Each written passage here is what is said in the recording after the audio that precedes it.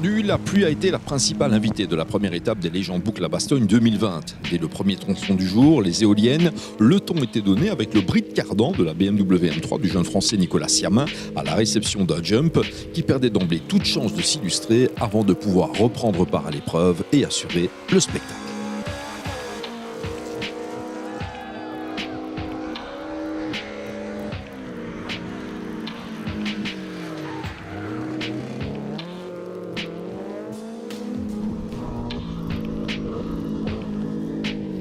C'est vraiment sympa, les conditions ne me surprennent pas trop, ça ressemble au Touquet et à Anu que j'avais fait l'an dernier. C'est sûr que c'est différent de ce que j'ai avec les R5 d'habitude, surtout avec ces pneus-là, mais ça reste vraiment très sympa, on prend beaucoup de plaisir.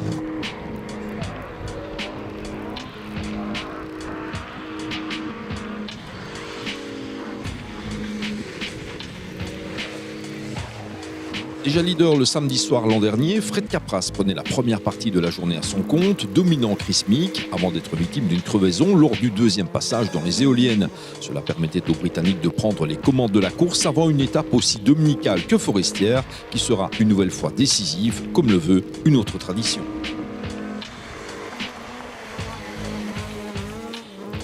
I've never seen rain like that before. On that first stage out of service for the first stage in the night time. Wow.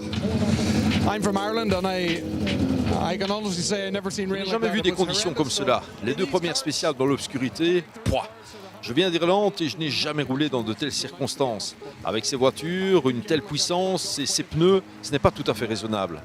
J'ai pris soin de moi, j'ai fait gaffe. Capras a eu des soucis en sortant de la route, mais bon, difficile journée, mais demain est un autre jour. It's going to be a step into the unknown as well.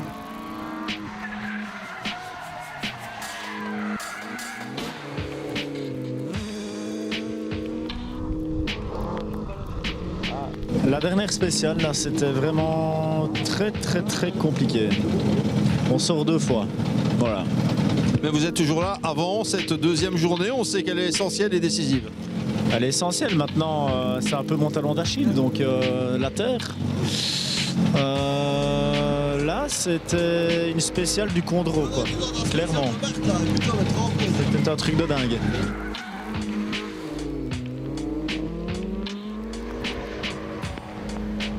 Si l'on attendait Mikko Hirvonen, Adrien Fernémont ou Cédric Cherin dans le top 3 provisoire, c'est Gino Bux qui faisait sensation en pointant en troisième position.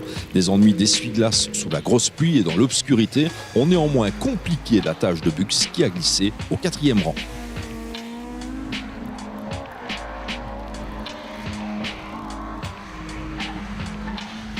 Une grosse désillusion quand même parce qu'on plonge en classement malheureusement pour apparemment un petit souci dans une slow zone et ensuite au départ de la 9 ici on est tombé sans essuie-glace, donc j'invite quand même la caméra à voir notre super système D parce qu'évidemment je garde toujours le sourire, c'est ça aussi les Legend boucles de Bastogne, donc old school jusqu'au bout, donc voilà, on a fait ça et puis maintenant on a un petit souci de transmission sur la voiture, l'équipe va commencer à regarder un petit peu ce qui se passe et voilà, mais ça ne m'enlèvera pas ce sourire que je garde toujours sur ma tête. Tout profit pour Adrien Fernémont qui a achevé l'étape en 3e position, bien décidé à se propulser une nouvelle fois vers les hautes sphères du classement.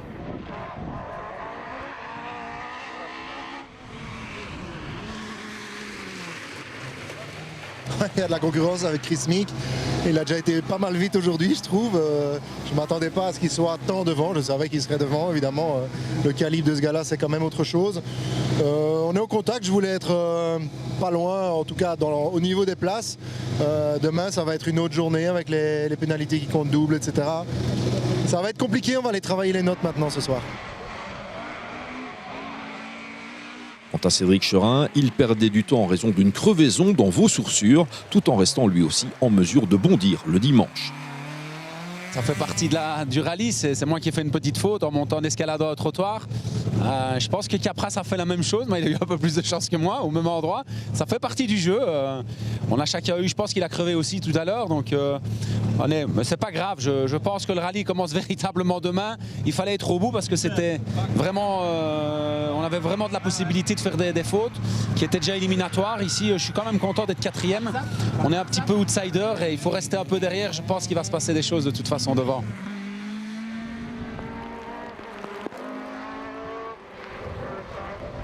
Vainqueur en 2019, Mikko Hirvonen aura sans doute du mal à succéder à lui-même au palmarès. Des ennuis d'embrayage et un setup pas idéal, compliquant la tâche du Finlandais qui aura sans doute du mal à se battre pour la gagne dans la forêt.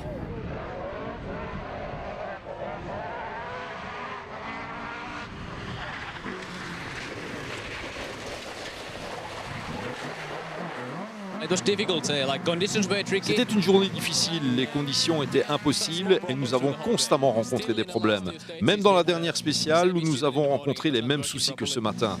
Et puis avec cette pluie, c'est devenu très délicat. Mais nous pouvons être heureux d'être passés à travers et demain est un autre jour.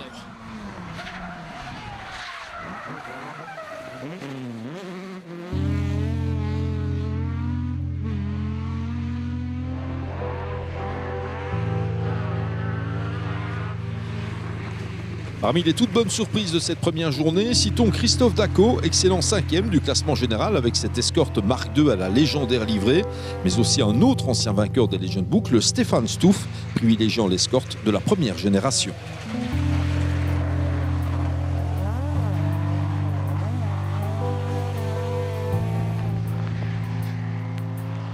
De son côté, Bernard Munster, copiloté par son fils Charles, a rencontré des soucis de frein qui l'empêcheront de pointer dans le haut du classement ce dimanche.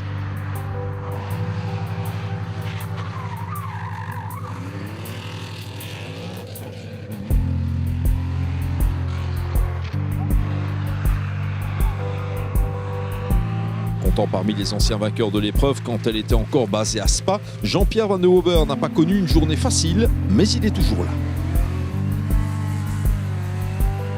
Ne sera pas premier, ça c'est sûr. Et je vais te dire que c'est la première fois de ma vie où je suis content de ne pas me battre dans les 3 premiers parce que je te garantis que dans les 2 dernières spéciales, les mecs qui jouaient pour quelque chose, ils ont dû se faire des frayeurs monumentales. Nous, on ne joue à rien, donc si qu'on soit 15e ou 20e, ça ne change pas notre vie.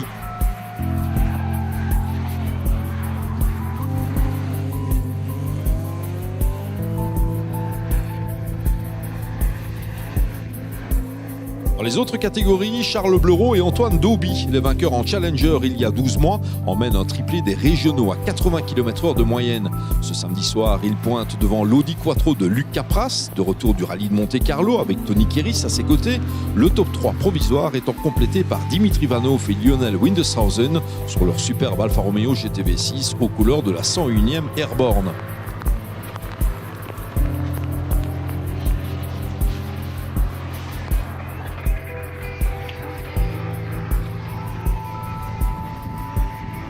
On signalera l'excellente prestation de Loïc Pirot et Jean-Baptiste Baudet qui ont même mené l'épreuve avant que leur BMW 323i ne disparaisse des classements.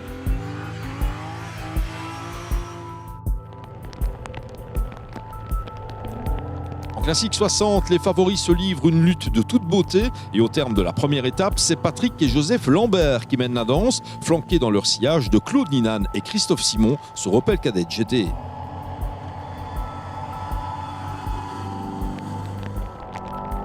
Marc Van Dalen et Julien Minguet, les doubles vainqueurs en titre, sont en position d'attente, prêts à bondir, au même titre qu'Éric Pirot et Catherine Monard sur une Renault 11 Turbo inédite à Bastogne.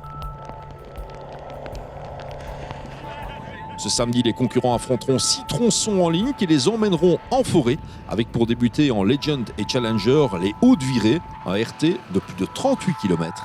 Magique.